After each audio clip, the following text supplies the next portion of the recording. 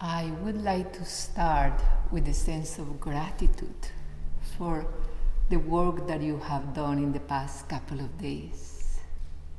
And also a sense of gratitude to the community, the One Dharma community, the members that are here tonight. Thank you. Thank you for hosting us so gracefully.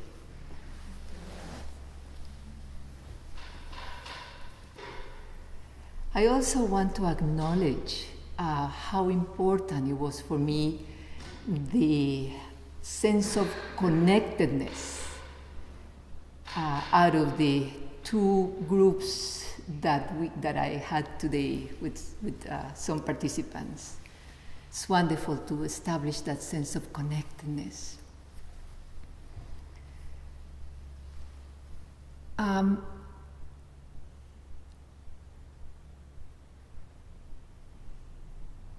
Most of us begin meditation practice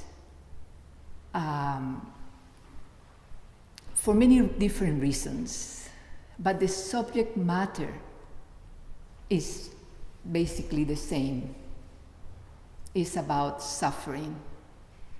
I would like to talk about suffering tonight and how three components of mindfulness, three core components of mindfulness, intention, attention, and attitude, how they can help us to point the way, and also how they can help us to support our practice. So many times we have tried, I believe that most people have tried different things before they turn to meditation. They have tried different practices, medicines, all sorts of things to alleviate their physical or their heart pain, their mental pain. And most of the things work temporarily. But after some time, we seem to go back to square one. That's certainly why I started my mindfulness practice.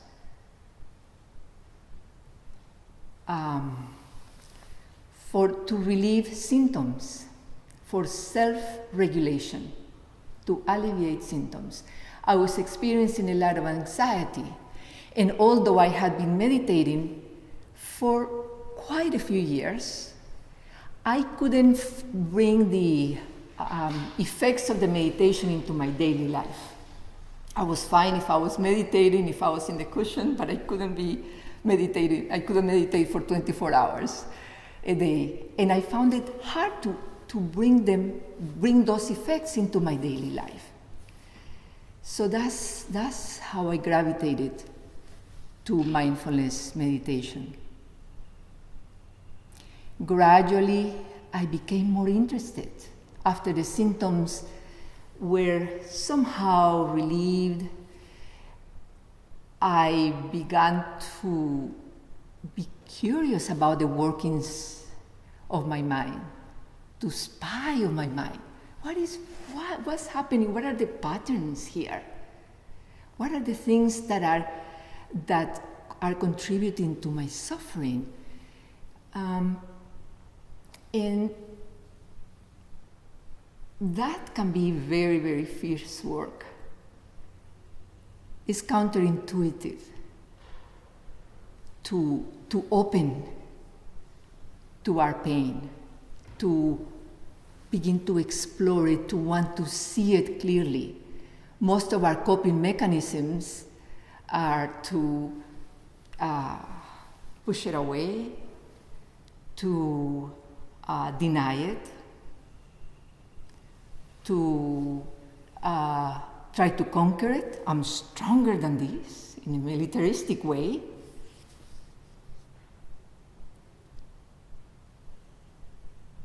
And in mindfulness, we are invited to open up to our pain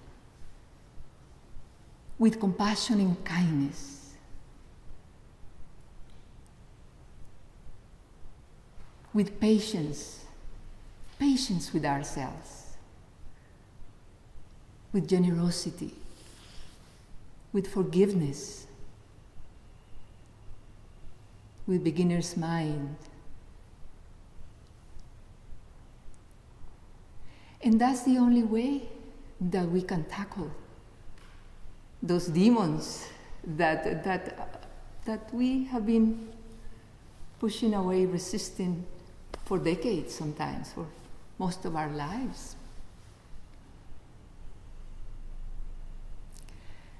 So it's been recent that I have begun to feel the longing to practice more, a sense of urgency. In Pali, this is called as samvega, practicing as if the house is on fire, that longing to practice more, to practice more. And perhaps that's, I don't know exactly why. Maybe it's due to what is happening in the world, perhaps due to some losses that I have had in my life, or suffering that I experience, that I see in my friends, in relatives. I don't know exactly why, but it is here. Wanting to relieve, to see more clearly, to see at a deeper level. What is it? What is causing this suffering? To see if I can begin to take the roots out as best I can. Apparently, my process is not unique. Shona Shapiro, a researcher from University of Arizona, I believe Shona is in Arizona now. In the early 90s, she conducted a study with meditation practitioners to find the evolution of their intentions to meditate. And she found that most people began meditation trying to alleviate suffering, the symptoms, stress reduction, self-regulation, psychological, physical, emotional pain. And then that changed into self-exploration and eventually culminated into self-liberation, wanting to dedicate their lives to compassionate work and wanting to see the true nature of their lives. So, what is intention? Why is intention important in the work of exploration that we do in that inner search? Having a clear intention allows to move in the direction that we want to move. If I want to go to New York, I need to formulate the clear intention to go to New York. Otherwise, I will get distracted. If I reach a certain town that seems interesting, I'll stop there and I forget that I'm going to New York. And so having a clear intention where we're going, it helps us reach where we want to go. And also in moments where we don't want to practice, when we feel lazy, when we feel that we're too busy to practice, we can connect with our motivation, our intention to practice, to help us continue, to help us sustain our practice. A couple of days ago, it seems like we started long ago. I read this quote about Nyanaponika Thera about intention. And I like to read it again and unpack it a little bit. Nyanaponika Thera was a person that influenced John Kabat-Zinn when he was developing the MBSR. He was a very important person in creating the framework for the mindfulness-based stress reduction program. with his books in the early 60s, The Part of Mindfulness. So what intention, he says, intention sets the stage for what is possible. Intention is the agent which fashions or shapes the mind, is the force that organizes the movements of our mind, and what determines the states that are experienced by our heart and our mind.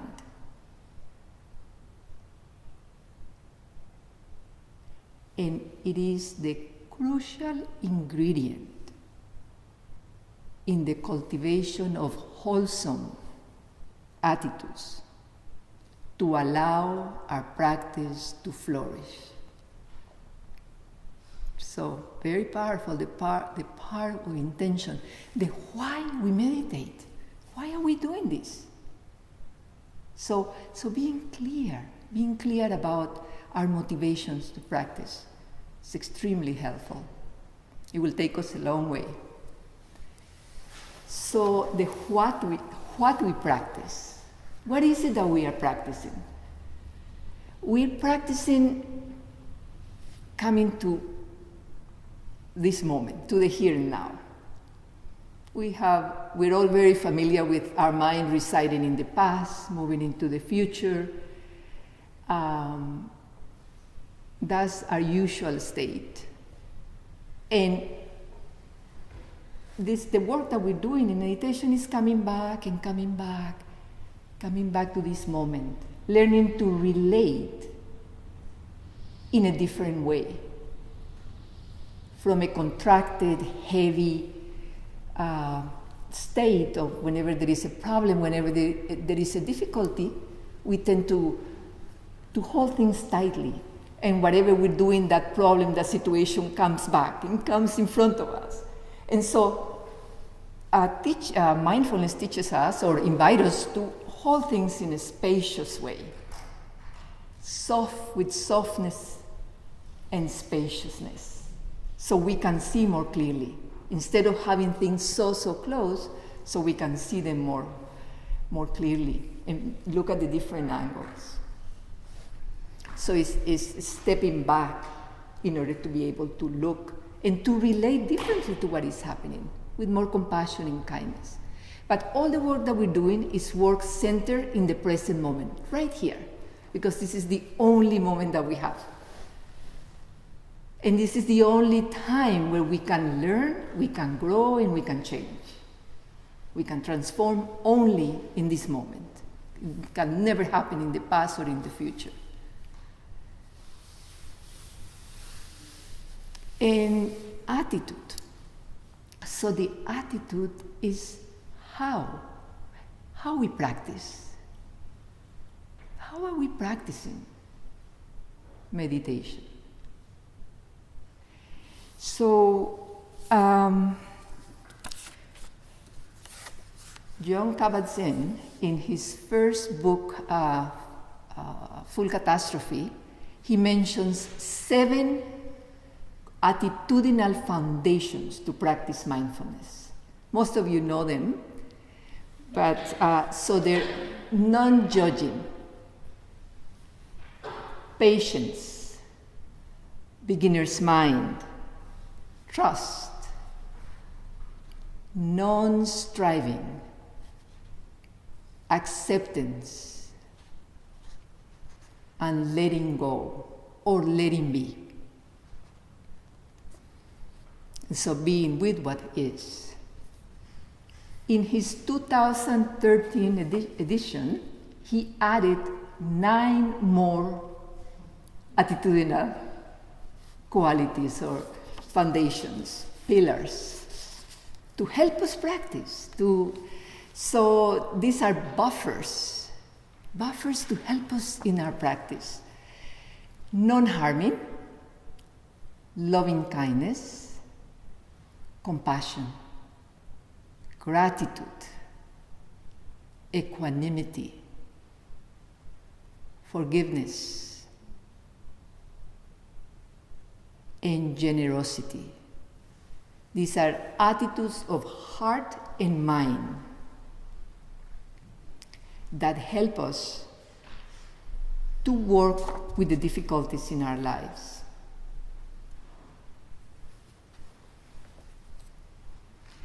The interesting part is that these qualities that John mentions, we don't need to acquire them. They are present, they're boundless.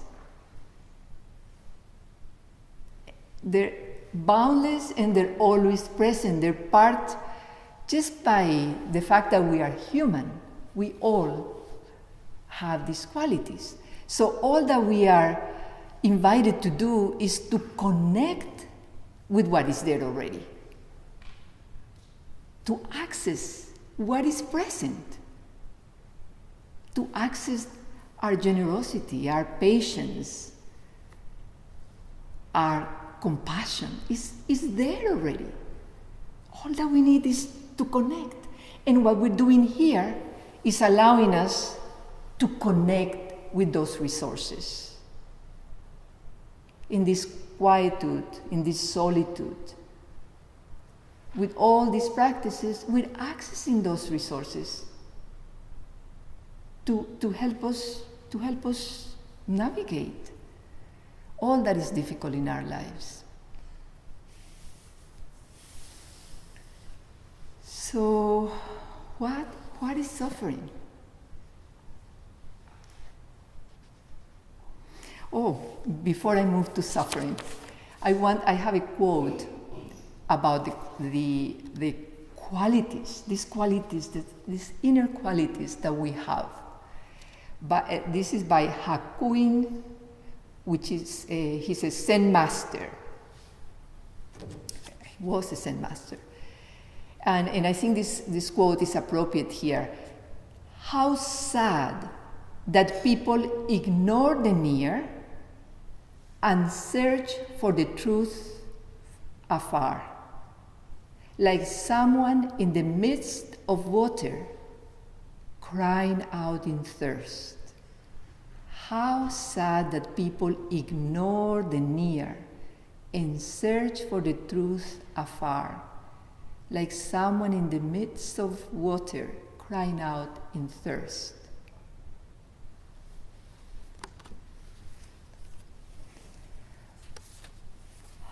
So, what's suffering?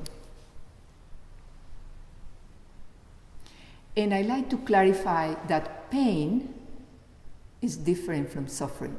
We cannot avoid pain. As long as we are in a human body, there will be pain. There is no question about it.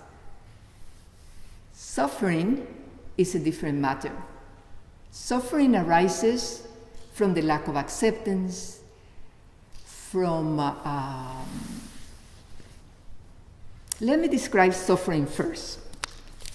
A definition of dukkha, or suffering. So this is by Francis Story in Suffering, volume 2 of the 3 basic facts of existence. The 3 basic facts of existence by Francis Story, S-T-O-R-Y.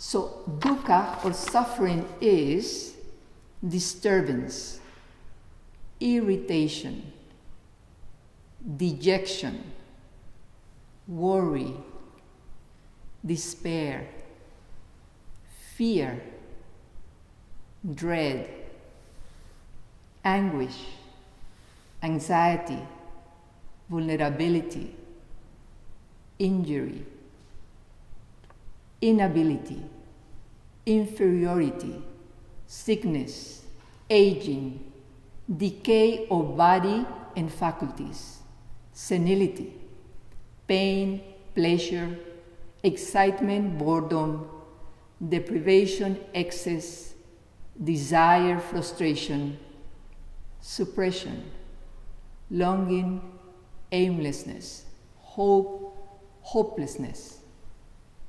effort, activity, striving, repression, loss, want, insufficiency, love, lovelessness, friendlessness, dislike, aversion, attraction, parenthood, childlessness, submission, rebellion, decision, indecisiveness, vacillation, uncertainty.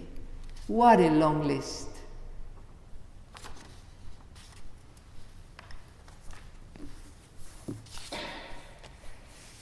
So, we all know what suffering is. There is something that happens, and immediately, instead of remaining with what is there, with the direct sensations, our mind goes into the story, into the extra, into resistance.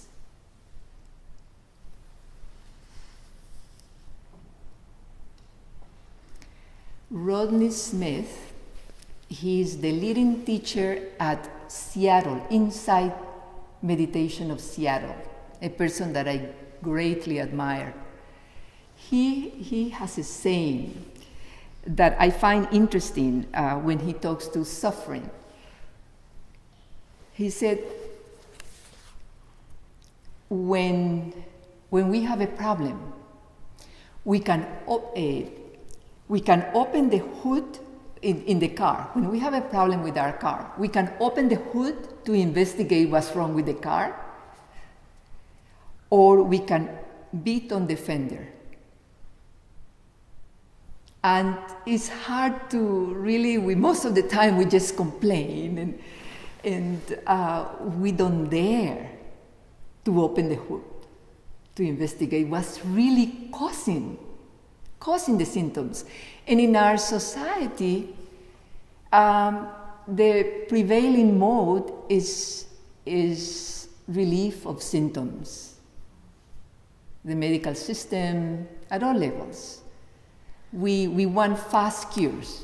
Now, I don't have the patience to work with this, just anything to alleviate my pain now.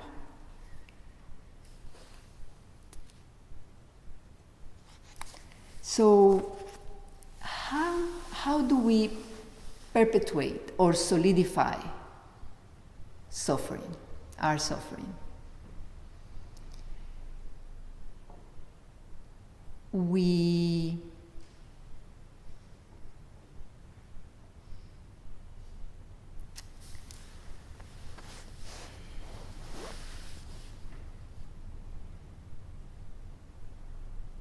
push our pain away.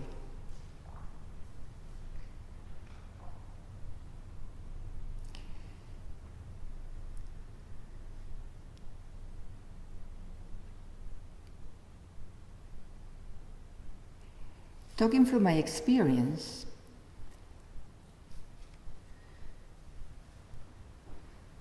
I began to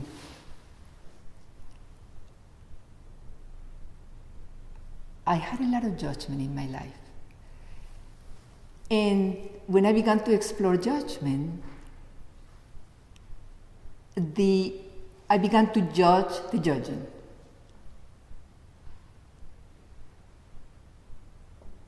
And with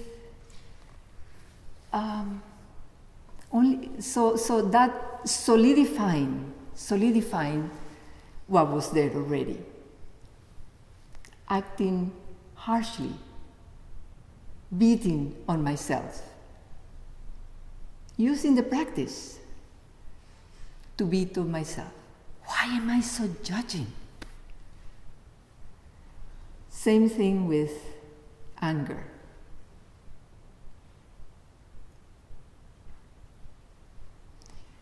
Why am I so angry?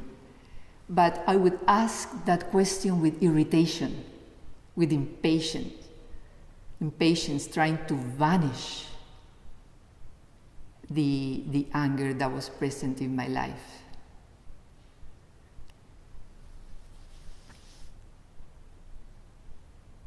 And with the mindfulness, the qualities, the attitudinal qualities of beginner's mind, having patience and compassion, can I begin again? Let me begin again with compassion for myself, forgiving myself. Slowly, slowly, slowly. And it's a process of a lifetime. We reach layers and layers and layers, and hopefully we will continue doing this work until the last of our moments on earth.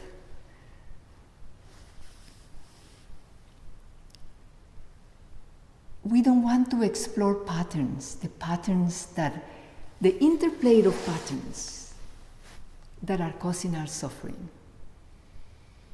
These patterns are so familiar now that they're on automatic. They run below the water. They're underneath, so we don't see them anymore. But we know that we're hurting. We feel the hurt. And when we do that, we immediately think, I need to self-improve. But that self-improvement is not done with an open heart, with spaciousness. Is an improvement that is what I think needs to improve. It has a goal.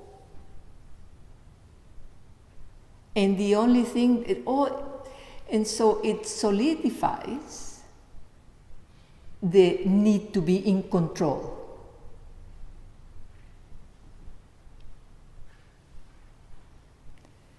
Also, we have the tendency to perceive life as if it's just about me. My irritation, my joy, my problem, my situation, mine, I, me, mine, my anxiety, my fear.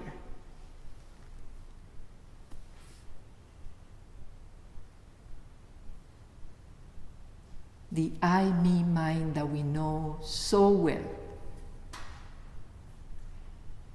When someone is treating us in an unkind way, or someone does something that is not of our liking, immediately, we don't need a lot to put our boxing gloves.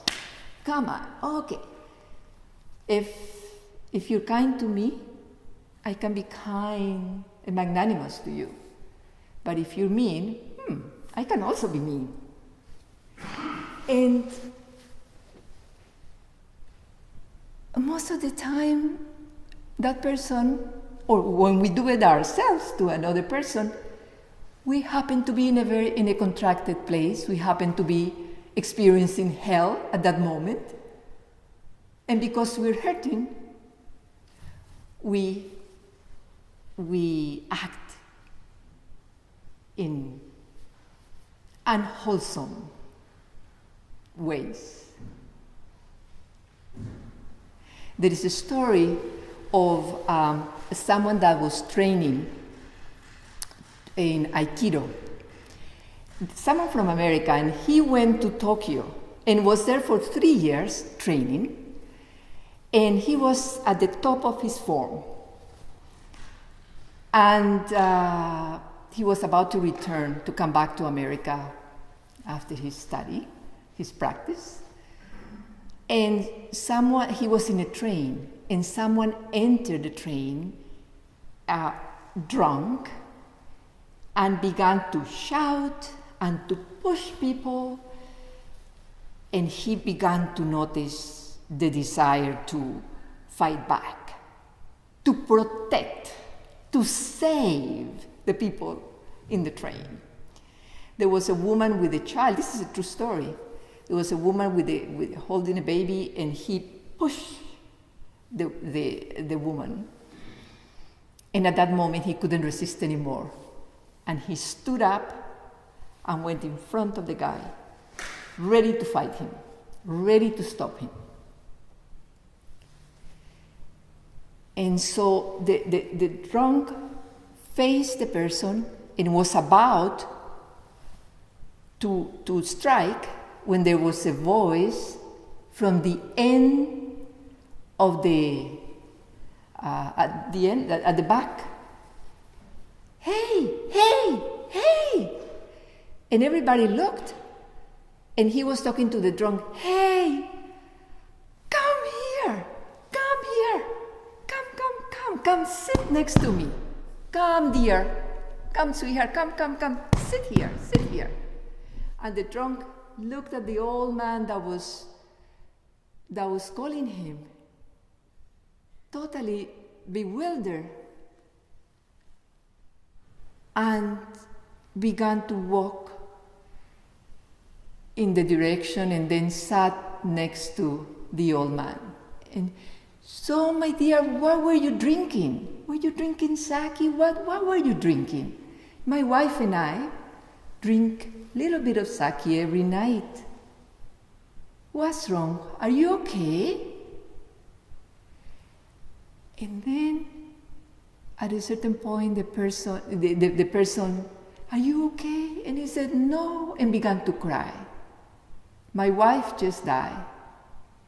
I have 3 small kids at home. And he began to sob on the lap of the old man. And the guy that observing all of this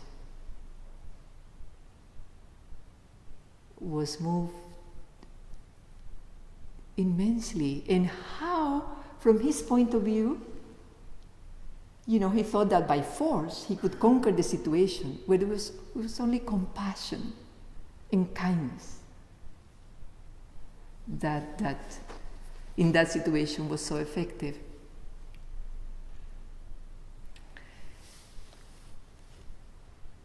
What are other ways that we solidify our suffering, that we perpetuate our suffering?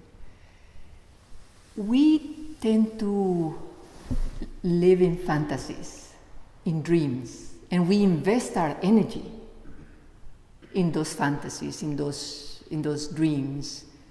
We create movies of the life that we want to have, which are very, very different to the life that we have.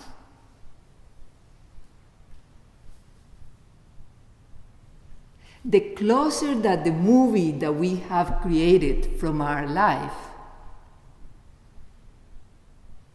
the closer that can be to our real life, the happier we will be. We create these movies of how things should be, how my life should be, and people around me, they should be this way in order for me to be happy, in order for me to have the life that I want to have, that I deserve. And always that happiness is coming from the outside. If I could get this degree, I will be happy. If I could marry that person, I could be happy. If that person wasn't so mean, I could be happy. And the entire life, and life goes so fast. The entire life can be used in pursuits of different natures.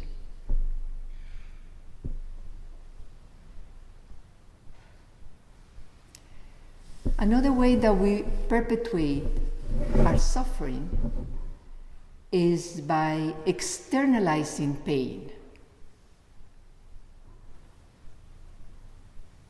If I can blame you for my problems, The only thing that I need to do is to get rid of you.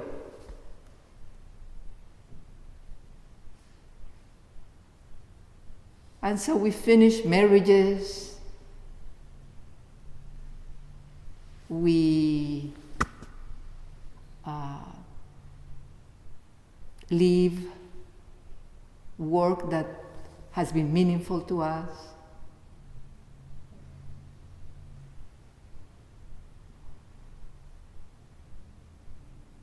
And the whole life also can be oriented to blaming. Blaming my parents because they didn't do or they did this or that. Blaming a traumatic situation that happened decades before. And continuing to carry that pain. So it's not only what happened, but we continue to, it's like we put it on our backs and we carry it. And we carry it. Blaming ourselves. Not having mercy for ourselves. Wanting to be perfect. When we are living in an imperfect world, and we are imperfect beings, and being so harsh and so demanding on ourselves. And whenever we make a mistake, we treat ourselves so harshly. We don't need enemies. Because the way that we treat ourselves most of the time, it's so painful.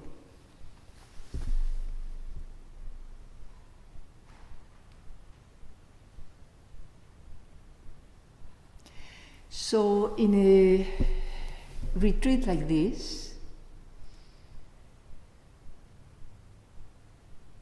since we have open time to explore the workings of our mind, to connect with our heart, and also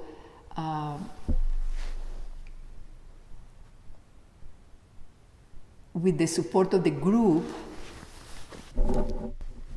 and the guidance and the maps that you are provided, a lot of things will tend to arise. And so the invitation is to see if you can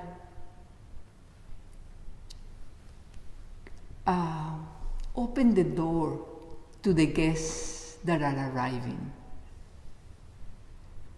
The Rumi poem of the guest house, opening the door. And Rumi invites us to open the door, welcome the guests with open arms. Well, sometimes you cannot do that. Sometimes you can just open the door a little bit to see who's there. We don't have the resources, the internal resources, to work with that guest. But the invitation is to at least know, that person, that guest knocking at the door. Okay, you're there. At this moment is too much, I cannot do this work, but I know that I need to do that. I know that I need to work with this situation. To extend a welcome mat to whatever is arising, if possible, as best possible. It's not about doing anything in a militaristic way, forcing ourselves.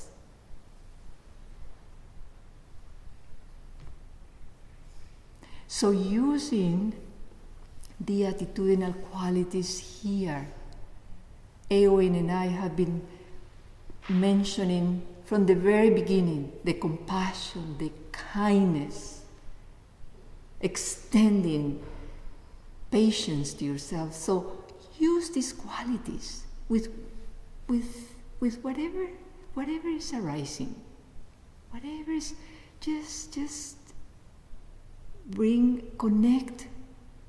this orient your mind to the wholesome qualities, and use this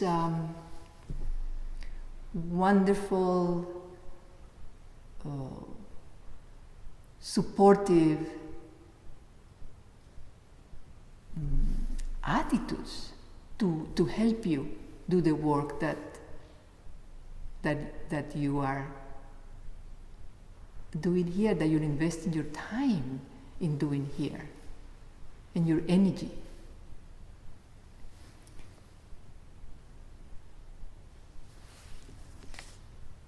I would like to invite you to close your eyes for a moment.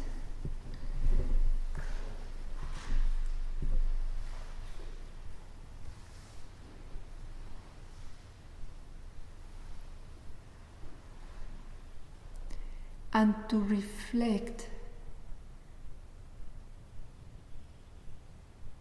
for a few moments on why are you practicing?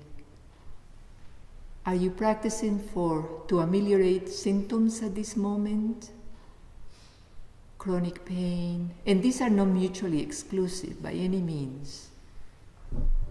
What is the main reason? They could all be there, but is it for self-regulation, to ameliorate your suffering, physical, emotional, mental? Is that why you are practicing mostly, the main reason right now? Or is it for self-exploration, to understand the workings of your mind, the patterns, to see what is it that is running underneath the surface?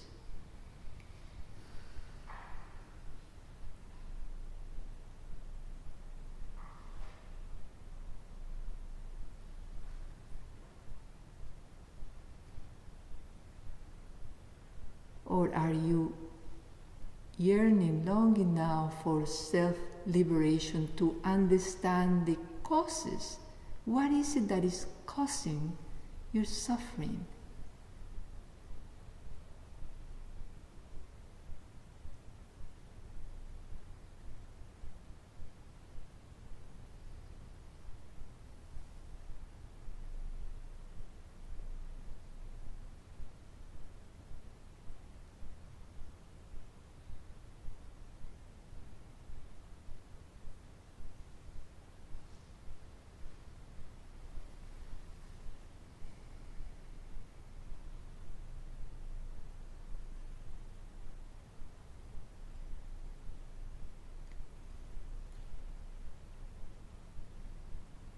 What is your motivation to practice? Why are you practicing?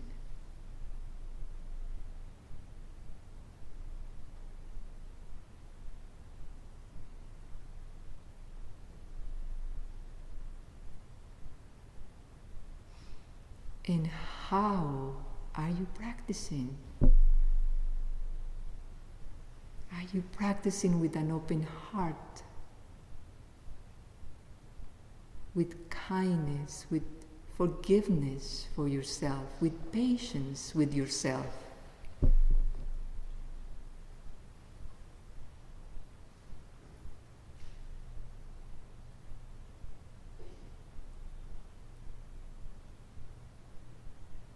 Or are you doing it with a sense of striving, in a militaristic way, forcing yourself?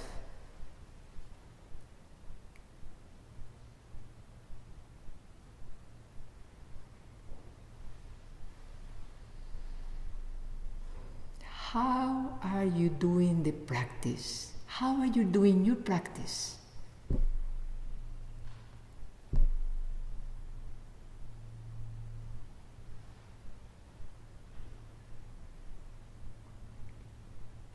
what are the ingredients that you could add to your practice?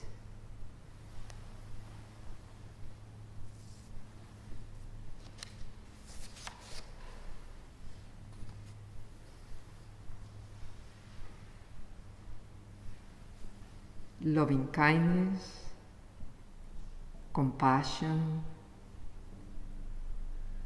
gratitude, equanimity,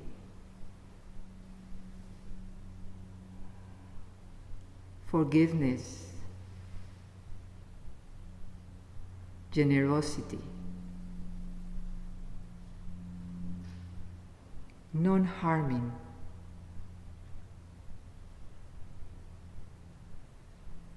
non-judging,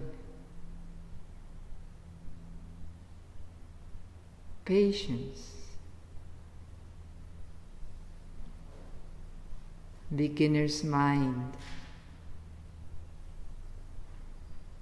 trust,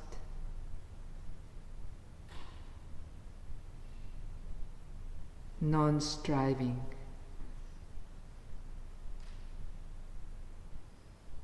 acceptance,